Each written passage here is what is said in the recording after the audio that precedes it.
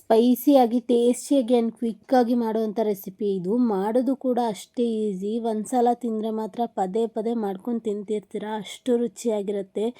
ನೀವು ಒಂದು ಸಲ ಮನೇಲಿ ಟ್ರೈ ಮಾಡಿ ನೋಡಿ, ಹೇಗಿದೆ ಅಂತ ಕಮೆಂಟಲ್ಲಿ ತಿಳಿಸಿ. And welcome back to Tanvi daily dish YouTube channel. ಇದನ್ನು ಮಾಡೋಕ್ಕೆ ಬೇಕಾಗಿರೋವಂಥ ಐಟಮ್ಸ್ ಬಂದು, ಇದು ನಾನಿಲ್ಲಿ ಅರ್ಧ ಕೆ ಜಿ ಚಿಕನ್ ತೊಗೊಂಡಿದ್ದೀನಿ.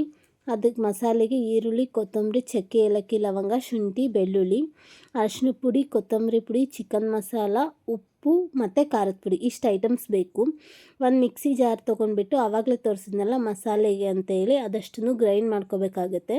ಈರುಳ್ಳಿ, ಶುಂಠಿ, ಬೆಳ್ಳುಳ್ಳಿ, ಕೊತ್ತಂಬರಿ, ಚಕ್ಕೆ, ಏಲಕ್ಕಿ, ಲವಂಗ ಇದಿಷ್ಟನ್ನು ಹಾಕಿ ಚೆನ್ನಾಗಿ ಫುಲ್ ಪೇಸ್ಟ್ ಆಗಬೇಕು. ಅಲ್ಲಿ ತನಕನೂ ಗ್ರೈಂಡ್ ಮಾಡ್ಕೊಳ್ಳೋಣ. ನೋಡಿ, ನಾನು ಇಷ್ಟು ಗ್ರೈಂಡ್ ಮಾಡ್ಕೊಂಬಂದಿದ್ದೀನಿ. ಈಗ ಫುಲ್ ಪೇಸ್ಟ್ ಆಗಿದೆ ಇದು. ಇವಾಗ ಒಂದು ಪ್ಯಾನ್ ತೊಗೊಂಡು ಸ್ಟವ್ ಆನ್ ಮಾಡಿಬಿಟ್ಟು ಪ್ಯಾನ್ ಬಿಸಿ ಆಗೋ ತನಕ ವೆಯ್ಟ್ ಮಾಡಿ ಅದಕ್ಕೆ ಎಣ್ಣೆ ಹಾಕ್ಕೋಬೇಕು.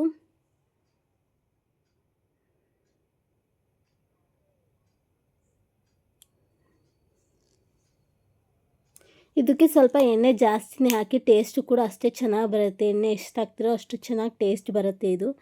ಇದು ಆವಾಗಲೇ ತೊಳೆದಿಟ್ಕೊಂಡಿರೋ ಅಂತಹ ಚಿಕನ್ನ ಇದಕ್ಕೆ ಹಾಕ್ತಾಯಿದ್ದೀನಿ. ಎಣ್ಣೆ ಬಿಸಿ ಆದಮೇಲೆ ಇದಕ್ಕೆ ಅರಿಶಿನ ಪುಡಿ ಮತ್ತು ಉಪ್ಪು ಹಾಕಿ ಎಣ್ಣೆಲೇ ಚೆನ್ನಾಗಿ ಹುರ್ಕೊಳ್ಳಿ. ಇದನ್ನು ಚೆನ್ನಾಗಿ ಫ್ರೈ ಮಾಡ್ಕೊಳ್ಳಿ. ಚಿಕನ್ನ ನೀರು ಹಾಕಬೇಡಿ, ಎಣ್ಣೆಲೇ ಚೆನ್ನಾಗಿ ಫ್ರೈ ಮಾಡ್ಕೊಳ್ರಿ. ಅದ್ರದ್ದು ಹಸಿ ವಾಸನೆ ಪೂರ್ತಿ ಹೋಗಬೇಕು, ಅಷ್ಟು ಚೆನ್ನಾಗಿ ಫ್ರೈ ಮಾಡ್ಕೋಬೇಕು.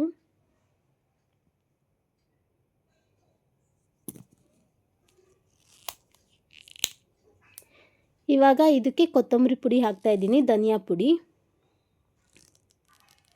ಇದನ್ನು ಅಷ್ಟೇ ಚೆನ್ನಾಗಿ ಮಿಕ್ಸ್ ಮಾಡ್ಕೊಳ್ಳಿ.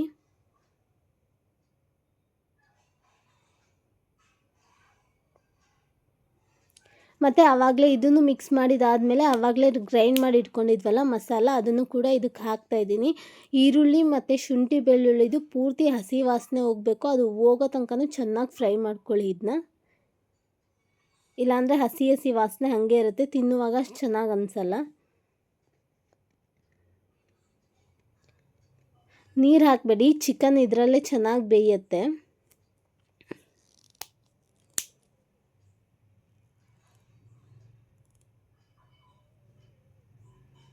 ನೋಡಿ, ಇದು ಇವಾಗ ಕುದೀತಾ ಇದೆ, ಸೈಡಲ್ಲೆಲ್ಲ ಎಣ್ಣೆ ಬಿಟ್ಕೊಂಡಿದೆ. ಈ ಟೈಮ್ನಲ್ಲಿ ನಾವು ಇದಕ್ಕೆ ಖಾರದ ಪುಡಿ ಹಾಕೋಣ. ಇದನ್ನು ಅಷ್ಟೇ ಚೆನ್ನಾಗಿ ಮಿಕ್ಸ್ ಮಾಡ್ಕೊಳ್ಳಿ, ಖಾರದ ಪುಡಿನೂ.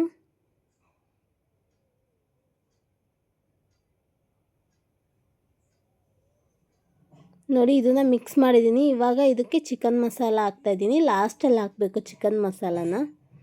ಚೆನ್ನಾಗಿ ಮಿಕ್ಸ್ ಮಾಡ್ಕೊಳ್ಳಿ. ಇದನ್ನು ಚೆನ್ನಾಗಿ ಮಿಕ್ಸ್ ಮಾಡ್ಕೊಂಡ್ಮೇಲೆ ಇದನ್ನು ಲಿಡ್ ಕ್ಲೋಸ್ ಮಾಡಿ ಸೈಡಲ್ಲೆಲ್ಲ ಎಣ್ಣೆ ಬಿಡಬೇಕು. ಅಲ್ಲಿ ತನಕ ಒಂದು 5 ಮಿನಿಟ್ಸ್ ಇದನ್ನ ಬೇಯಿಸ್ಕೊಳ್ಳಿ. ಇದನ್ನು ಅನ್ನದ ಜೊತೆ, ಚಪಾತಿ ಜೊತೆ, ಯಾವುದ್ರ ಜೊತೆ ಬೇಕಿದ್ರೂ ತಿನ್ಬೋದು. ತುಂಬ ಚೆನ್ನಾಗಿರುತ್ತೆ. ನೀವು ಒಂದು ಸಲ ಮನೇಲಿ ಟ್ರೈ ಮಾಡಿ ನೋಡಿ, ಹೇಗಿದೆ ಅಂತ ಕಮೆಂಟ್ ಮಾಡಿ. ನಮ್ಮ ಚಾನಲ್ನ ಇನ್ನೂ ಯಾರೇ ಸಬ್ಸ್ಕ್ರೈಬ್ ಮಾಡಿಲ್ಲ, ಸಬ್ಸ್ಕ್ರೈಬ್ ಮಾಡ್ಕೊಳ್ಳಿ. ಬಾಯ್.